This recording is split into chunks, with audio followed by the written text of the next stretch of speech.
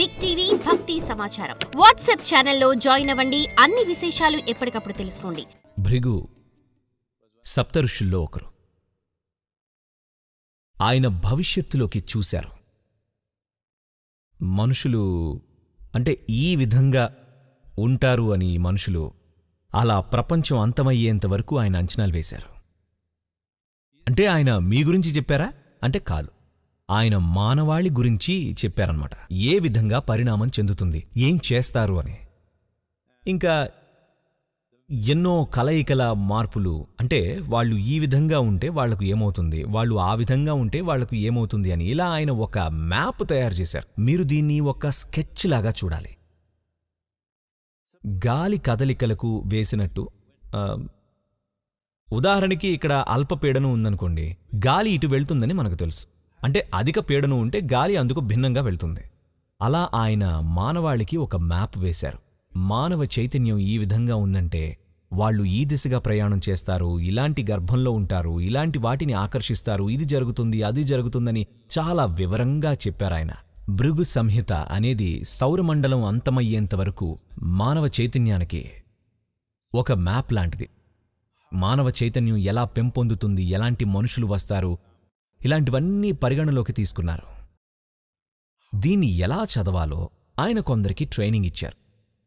ఒక విస్తారమైన మ్యాప్ తీసుకుంటే, ఉదాహరణకి మీరు టోపోగ్రాఫికల్ మ్యాప్ చూసారా? అంటే మనం సాధారణంగా చూసేవి కాదండి.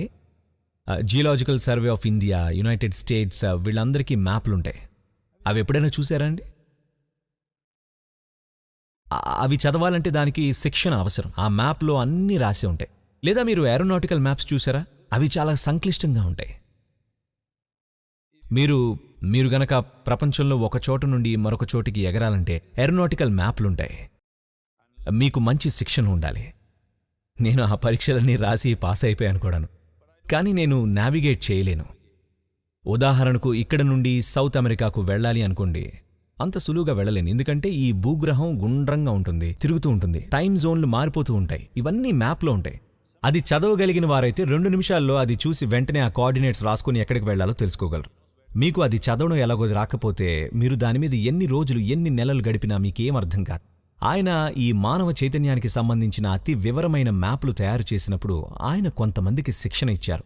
ఇది చదవాలంటే కొంత అంతర్దృష్టి కావాలి, ఎందుకంటే ఇదంతా తర్కబద్ధమైనది కాదు. అందుకని వీళ్ళందరూ ఈ సాంప్రదాయాన్ని పాటించి వచ్చారు.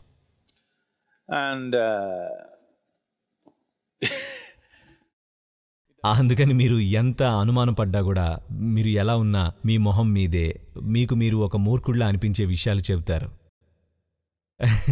దురదృష్టవశాత్తు అది వాస్తవం కూడా.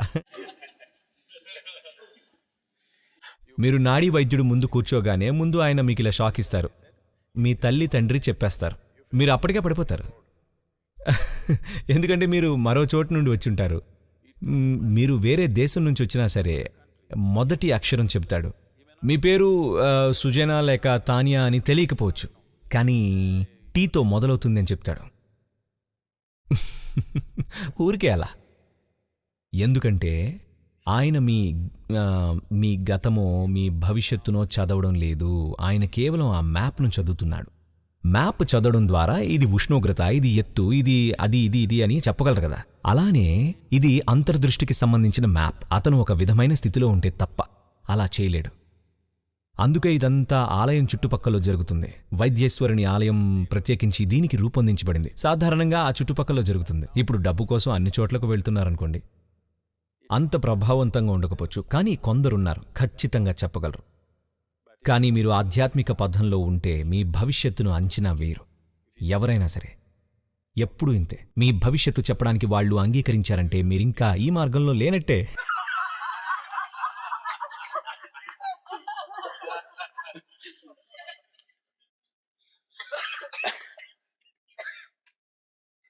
అందుకని విధి నిర్ణయించబడిందా అంటే, విధి ఎవరి చేతనో నిర్ణయించబడింది కాదు. ఇట్ ఈస్ యువర్ ఓన్ కర్మ. అది కేవలం మీ కర్మే. మీ సాఫ్ట్వేర్ ఒక విధంగా ఉంటే మీ విధి ఆ విధంగానే జరుగుతుంది. మీ కంప్యూటర్ మీద ఒక విధమైన సాఫ్ట్వేర్ ఉంటే మీరేం చేసినా అది అలానే పనిచేస్తుంది కదా. కానీ నేను కంప్యూటర్ బద్దలు కొట్టేసినా కూడా అది ఆపగలమా అంటే ఆపగలను. కానీ మళ్ళీ మీరు దాన్ని ఆన్ చేస్తే అదే హార్డ్ డ్రైవ్తో మళ్ళీ అదే వస్తుంది కదా, కాకపోతే వేరే కంప్యూటర్లో వస్తుంది. అంటే మీరు 80 సంవత్సరాలు జీవిస్తారు అని నేను చెబితే ఇప్పుడు మీరు వెళ్ళి కొండ మీద నుంచి దూకేస్తే కొద్ది కాలం తర్వాత కొత్త కంప్యూటర్ కొంటాం, కాకపోతే అదే హార్డ్వేర్ ఉంటుంది, అదే సాఫ్ట్వేర్ కూడా ఉంటుంది, అదే జరుగుతుంది, కొత్తగా ఏం లేదు. అందుకని వాళ్ళు చూస్తున్నది జీవితంలోని ఆ అంశం, దాన్ని ప్రస్తుతానికి అన్వయించి చెప్పాలని చూస్తున్నారు. అందులో తప్పులు దొరలచ్చు కూడా. వాళ్ళు చేసే వివరణ ప్రతిసారి సరిగ్గా ఉండాల్సిన పనిలేదు.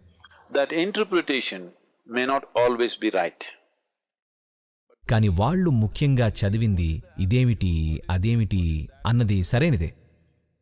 ఎలా అంచనా వేస్తారు అన్నది వ్యక్తిగత నైపుణ్యం మీద ఆధారపడుతుంది. అందరూ ఒకేలా చేయలేరు. ఈ శాస్త్రమంతా భృగు సంహితగా అయ్యింది.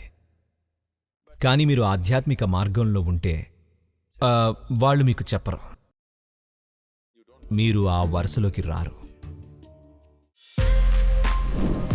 For more videos like this, subscribe Big TV channel.